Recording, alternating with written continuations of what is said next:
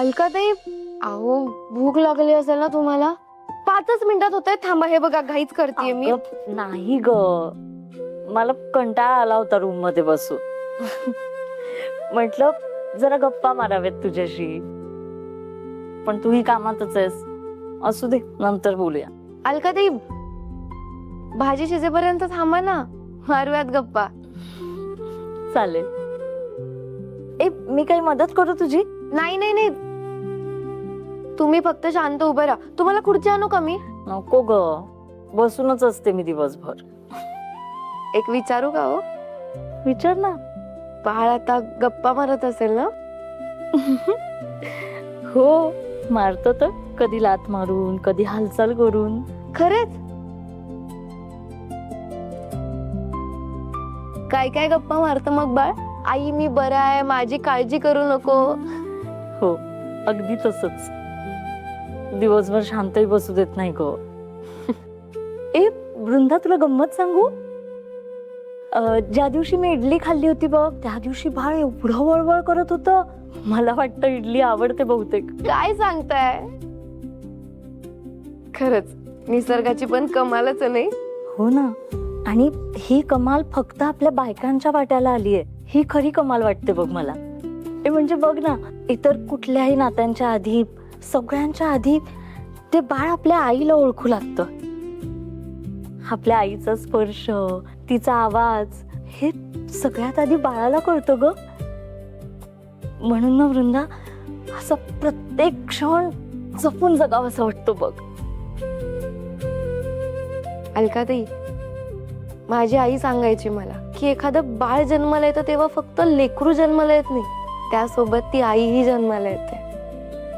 आणि तेव्हापासूनच मला वाटतं की आई होणं म्हणजे देवाने दिलेली सगळ्यात मोठी जबाबदारी. हो ना? खरं आहे का? आणि वृंदा, तू जेव्हा स्वतः आई होशील ना, तुला या सगळ्याच गोष्टींचा अर्थ एकदम सुंदररित्या कळेल बघ. वृंदा, खरं तर मी वेगळ्याच कारणासाठी आले होते. सकाळी हे खूप ओरडले ना तुझ्यावर, मला खूप वाईट वाटलं ग. मला सारखं वाटत होतं. तुला वाईट नाही ना ग वाटलं? अलकाताई, अजिबात नाही. मला जराही वाईट वाटलं नाहीये. तुम्ही उगाच मनाला लावून घेऊ नका गोष्टी. आणि मला वाटतंय आता तुम्ही स्वतःकडे आणि बाळाकडे लक्ष द्या. बरं ताई, मी काय म्हणते, तुम्ही अलका, आले. आपण नंतर बोलूया. हा हा.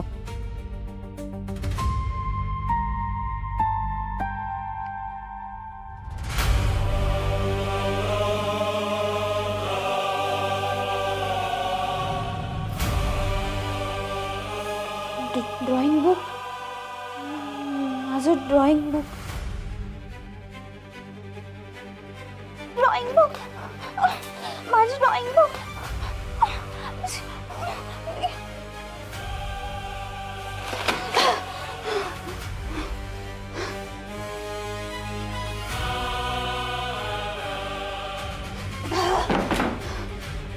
ड्रॉइंग बुक, ड्रॉइंग बुक, माझं ड्रॉइंग बुक. इथेच ठेवलेली मी. अरे परी, अगं काय झालं? रडतेस कशा करता? हे बघ, तुझ्या करता मी तुझी आवडती चॉकलेट्स आणली आहेत.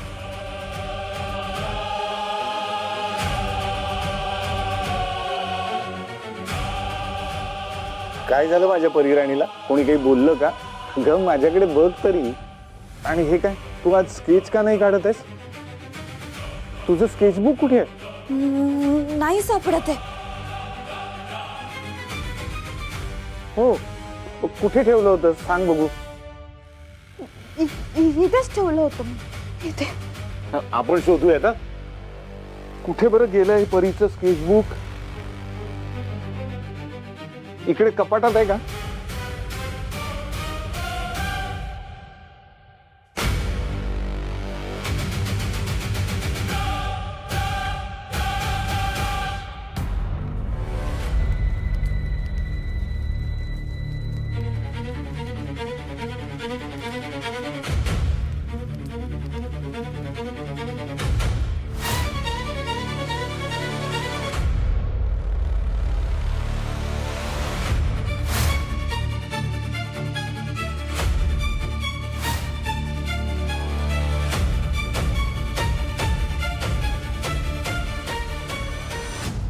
कुठे गेली असेल बरं परीची स्केचबुक?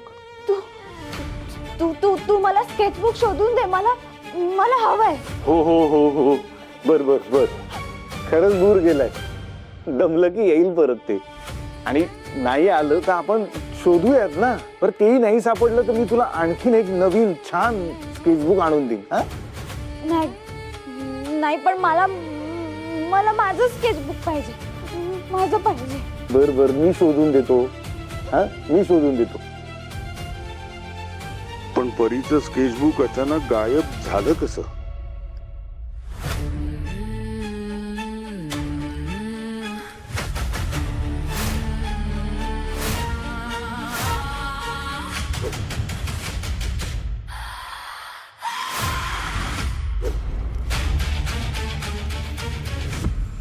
बर बर, आता शांत हो बघू, शांत हो. आता रडायचं नाही. हा, मी शोधून देईन म्हटलं की नाही तुला स्केचबुक. नाही, मला मला आत्ता हवंय, आत्ता हवंय मला. शांत हो, शांत हो. दुसरं काहीतरी करायचं का?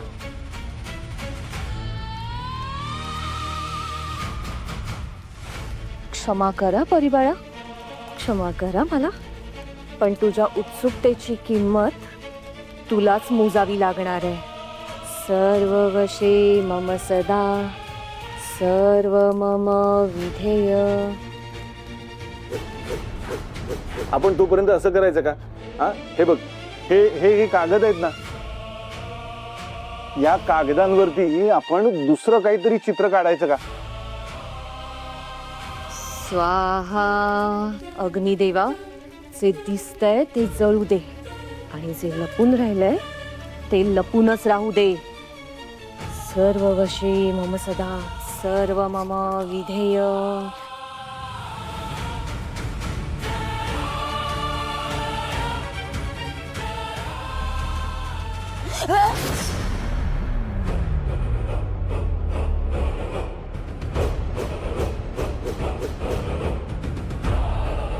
हे बघ, हे जे कागद आहेत, परी ऐक माझं.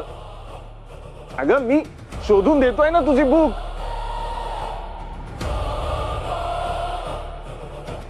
या घरात संशयाची एक ठिणगीही पडता कामा नये, कारण ठिणगी ज्वाला झाली तर अनेक मुखवटे राख होतील. सर्व वशे मम सदा, सर्व मम विधेय. तुझ्या घराची स्पंदने बदलल्यात. त्या नव्या पावलाने उंबरट्यावर प्रवेश केलाय. वृंदा.